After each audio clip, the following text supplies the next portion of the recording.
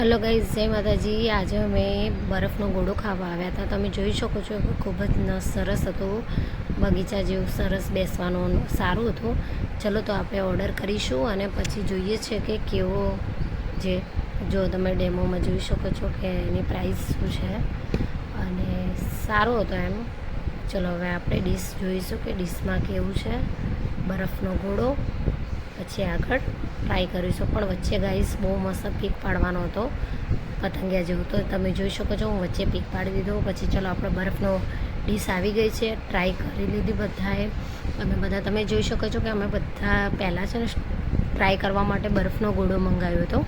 Try કરી લીધી, પણ બાળકોને છે ને બરફનો ગોળો ખાવો તો ડીશ નહોતી ખાવી, એટલે જ્યાં અમે આવ્યા હતા ત્યાં છે ને બરફનો ગોળો નહોતો મળતો, એટલે અમે છે ને પછી કીધું કે ચલો ટ્રાય કરવા માટે 3 ડીશ મંગાવી છે। જો ગાઈસ તમે જોઈ શકો છો કે હું ટ્રાય કરું છું કેવું લાગે છે।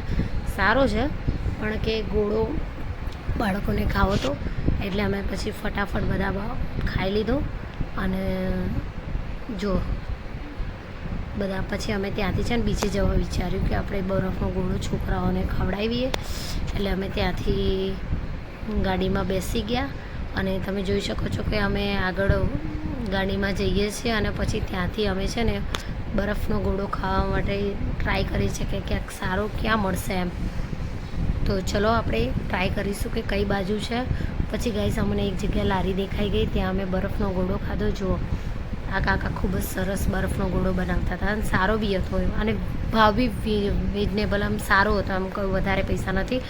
એટલે તમે બી ખાસ જશો માણસામાં આવીને ત્યાં ખાસ જજો બરફનો ગોળો ખાવા। 20 રૂપિયા જ છે ગોળાનો અને ખૂબ જ ટેસ્ટી હતો। ચલો હું બ્લોગ અહીંયા પૂરો કરું છું। જય માતાજી।